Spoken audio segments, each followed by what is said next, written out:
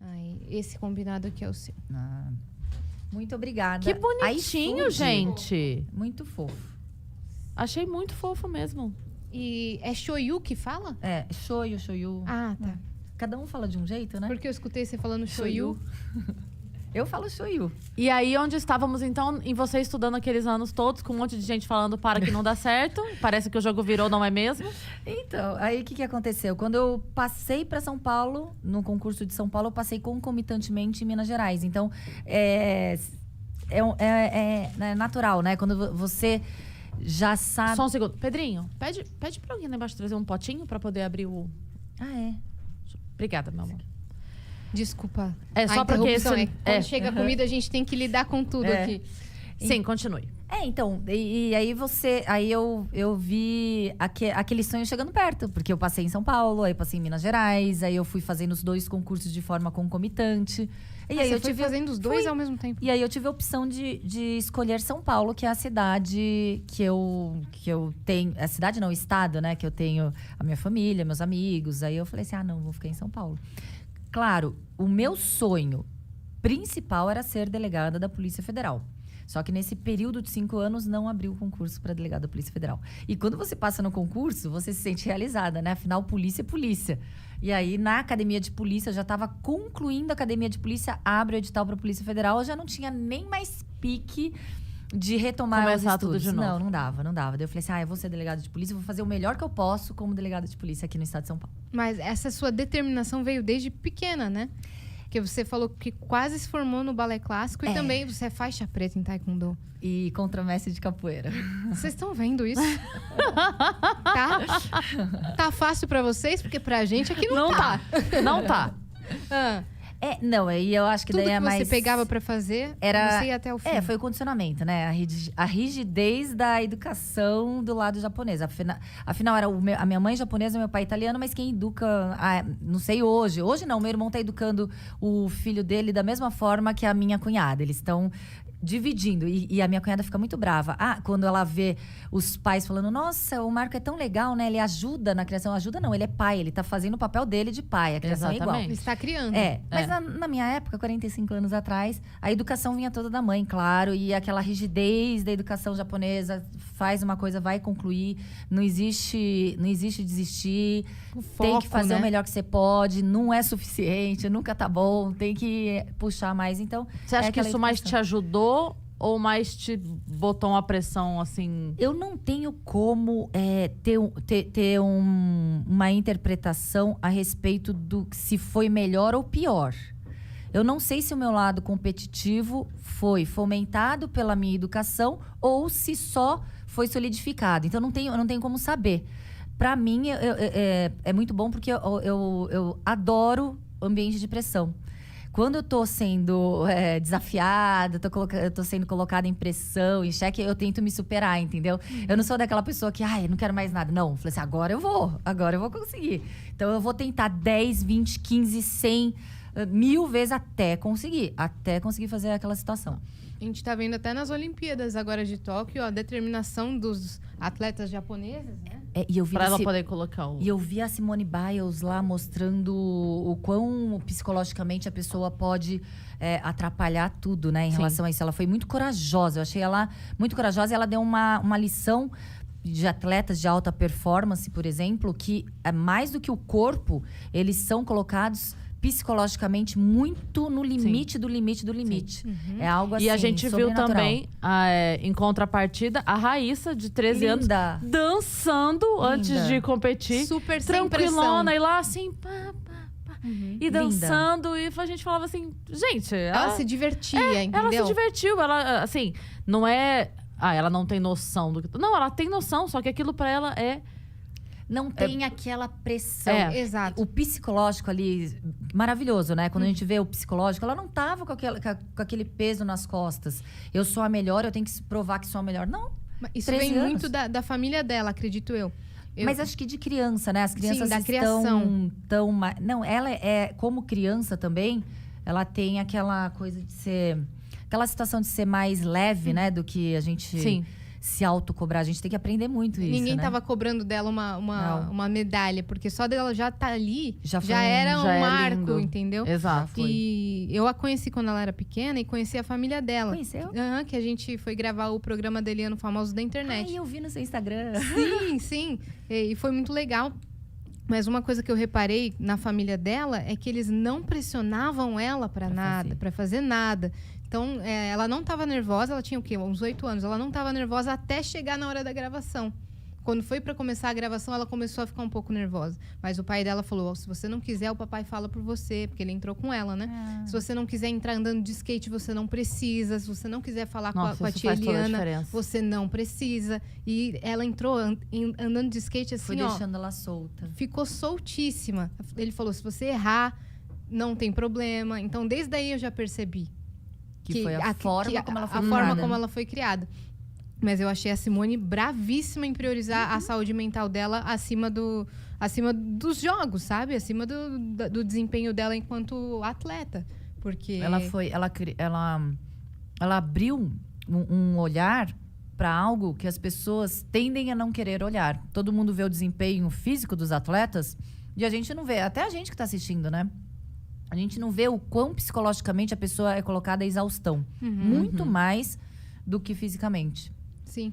Eu vi algumas pessoas falando contra ela, contra a decisão dela, de como isso fosse um sinal de fraqueza, de como em outras Olimpíadas, outras atletas se arrastavam até o pódio. E isso não é vida, isso não é... Esporte é sinônimo de saúde. Isso é contra totalmente o que o esporte prega. Contra a saúde mental e física dos atletas. E sem contar que, assim, cada um sabe onde o calo aperta. Sim. Se pra outra, naquele momento, fazia sentido ela se arrastar pra ir até o pódio, pra ela fez sentido, porque por uma realização pessoal, porque, enfim, por qualquer motivo que seja, e ela fez... Que ótimo e maravilhoso que ela tenha feito. Mas não dá... aquilo que a gente estava falando, o modelo de felicidade não é o mesmo para as pessoas. Não tem como. Tem gente que é muito feliz trabalhando muito.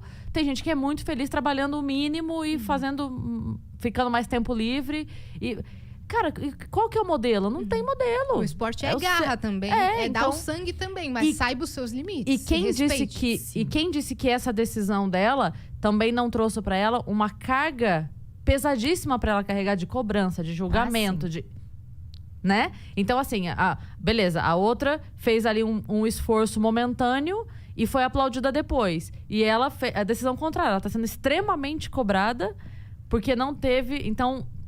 Não requer muito mais força dela, então, para lidar com isso, né? Extremamente corajosa e é algo que a pandemia nos deixou também expostos a um problema que muitas vezes a gente não prestava atenção, que é o problema de depressão, de suicídio psiquiátrico real. E quando a gente fala que o psicológico é algo é a situação mais importante para a gente determinar as nossas atitudes e ações, a gente tem, por exemplo, a polícia, o policial, todos sabem, né, que o estresse que o policial fica na sua atribuição, porque o policial é policial 24 horas, ele não sai, ele não tira a roupa, agora eu não sou mais policial, ele é obrigado a atuar diante de um crime, mesmo no seu horário de lazer, com a sua família, etc. Ele não pode se eximir da sua obrigação, do seu juramento. E eu não sei se vocês sabem, a gente tem um índice de suicídio dos policiais que chega a ser 5 vezes maior do que quando o policial está em confronto na sua atividade, na atividade policial. Então, é um dado alarmante do índice de suicídio nas carreiras policiais. Morre menos policial em combate do que a proporção por tirar é de a própria vida. 5 vezes os policiais se suicidam. É 5 vezes maior do que quando ele está lá em confronto. Então, é algo alarmante não só na Polícia Civil, na Polícia Militar, na Polícia Federal. Então, a situação... E isso é pela pressão. Pela pressão, pela cobrança, pelo estresse. Você é um escudo, você é um anteparo entre o crime e a sociedade. Você está ali para ser o escudo real. Você vai lá em diligências, você vai cumprir mandados. Claro que você não sabe o que vai acontecer. A gente viu o que aconteceu agora esses dias, né? No cumprimento de um mandado de um feminicida, o policial foi morto. Vocês viram isso nos noticiários? Não vi. Eu não vi. Eram 2 policiais A Polícia Civil aqui do Estado de São Paulo, não sei se a gente vai ter oportunidade de falar, mas já vou falar um pouquinho. A Polícia Civil... de falar tudo que você quiser. Ai, que bom. A Polícia Civil do Estado de São Paulo, ela está abandonada. Os governos que passaram ao longo desses mais de 25 anos não priorizaram a segurança pública da população do Estado de São Paulo. Isso a gente sabe. A gente sai na rua temendo ser vítima de um crime. Seja um furto, seja um roubo, seja um estupro, a gente tem medo. E quando o governo anunciar, diminui o crime em São Paulo, ele pega os índices de homicídio. Ora, ninguém sai. Hoje, eu estou com medo de ser vítima de um homicídio, a não ser se for o meu caso, que eu sou vítima de um stalking aí, depois eu falo pra vocês. A gente vai falar sobre isso. Mas hoje a gente sai não é temendo ser vítima de um homicídio. A gente tem medo de ser vítima de um latrocínio, que é a morte porque estão te roubando, de um roubo, de um furto e etc. Então, quando a gente vê a manipulação de dados, a falta de investimento do governo na estrutura da segurança pública, a gente tem um déficit de policiais, de quase 14 mil policiais, que é um déficit muito maior do que tínhamos há 20 anos atrás. Não houve o acompanhamento do crescimento populacional como houve uma diminuição da polícia. A gente tem, no estado mais rico da federação, os piores salários pagos aos policiais, de todas as carreiras. A gente tem também... São Paulo é o pior salário para policiais? O estado que mais arrecada, o estado mais rico. Mamãe falou disso. Falou, né? O primeiro é o Amazonas? O primeiro é Mato Grosso do Sul. Mato Grosso do Sul. Porque ele falou de algum estado, que eu não lembro agora, que ele falou, nossa, até tal estado que tem uma arrecadação baixíssima tem um salário maior do que... Rio Grande do Norte, Paraíba, qualquer estado. A gente está no último. Acre, a gente está no último ranking. E quando a gente percebe que a Polícia Civil, que tem a atribuição de investigar, combater crimes, não tem estrutura, o que a gente percebe? Que os governos estão deixando de lado a população. Deixa a população à mercê do crime, não é? Sim. Quando um governo sério não estrutura aquela polícia, ele não é sério. Ele está querendo deixar com que a criminalidade ganhe a conta da população e a população fique refém e à mercê. E é isso que a gente sente. A gente sente isso e, claro, o policial, ele trabalha com uma viatura, com um pneu careca, com um armamento que falha ou obsoleto. Ele não tem a forma, não tem as condições de trabalho adequadas. E tem a cobrança, tem a necessidade de trabalhar no lugar de 4 ou 5 policiais. Tem toda aquela responsabilidade. Então, claro, tem uma hora que o policial, ele explode, ele não aguenta mais. Fora que ele chega em casa, depois de dar o sangue, e não consegue pagar as contas do final do mês. Então, é uma situação realmente E aí alarmante. vai fazer bico de segurança. Exatamente. Isso é muito grave. Porque quando ele trabalha e ele faz dupla jornada, ele não dorme. Sim. Ele trabalha e vai fazer bico. Trabalha e vai fazer bico. Acorda, trabalha como polícia e de madrugada como segurança. Sim. Aí e pior, Então, muitos pior é a qualidade de vida totalmente Não, da pessoa. completo. E muitos policiais são mortos justamente nessas horas que eles estão fazendo bico. Por quê? Porque eles não têm o aparato daqueles companheiros do lado, policiais, junto ali no combate, no confronto. Ele tá lá sozinho fazendo um bico. Então, são essas horas também que os policiais perdem suas vidas, infelizmente. Essa é a sua luta enquanto presidente do sindicato? Sim, como presidente do sindicato, uma das nossas principais pautas é que o governo, ele olhe para a segurança da população do estado. Quando a gente exige estrutura para poder trabalhar, é para que a população não fique 10 horas ali numa delegacia para fazer um boletim de ocorrência. Quando a gente fica lá 10 horas, quando a gente chega numa delegacia com barata passando no chão, com cheiro de urina e fezes numa delegacia, com delegacia que cai o teto na cabeça de qualquer cidadão. A gente chega numa delegacia, a gente é maltratado, não é? Já vê a estrutura da delegacia, não é uma estrutura acolhedora. Se a gente vai numa delegacia, não é para comemorar nada. É porque a gente já está numa situação extremamente de estresse, ou fomos vítimas de alguma coisa, de alguma situação, que é uma situação já adversa. Aí a gente chega lá, fica 10 horas esperando para fazer um BO. Não tem policial para te atender.